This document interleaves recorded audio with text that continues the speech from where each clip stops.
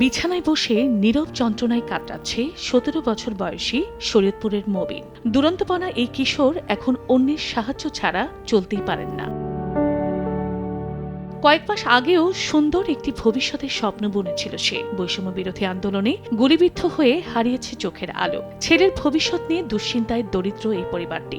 নতুন করে দৃষ্টিশক্তি ফিরে পাওয়ার আকুতি মবিন ও তার স্বজনদের। চোখে এখনো একটু দেখতে পাই না, কিন্তু আমি তো টর্চ লাইট মারলে ওটার আলোটা পড়ে। ছাত্র জনতার অভ্যুত্থানে পুলিশের গুলিতে নিহত রিয়াজুলের ছোট্ট মেয়ে মেহজাবিন ও শিশু ছেলে সন্তানের সারাক্ষণের সঙ্গী এখন বয়স্ক দাদা দাদি। গেল ৫ মাস আগে বাবা রিয়াজুলের সঙ্গে বনিবনা না হওয়ায় চলে যায় মা শিমু আক্তার। এরপর বাবার কাছেই বড় হচ্ছিল এই অবুঝ দুই ভাই বোন। কিন্তু ভাগ্যের নির্মম পরিহাস, ফুটফুটে শিশু দুটির জীবন এখন অনিশ্চিত ভবিষ্যতের মুখে।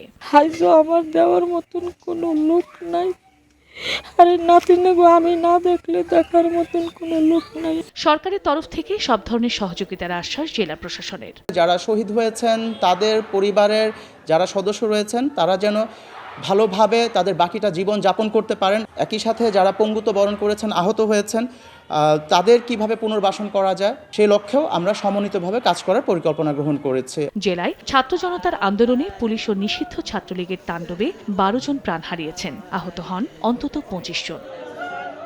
সময় সংবাদ, শরীয়তপুর।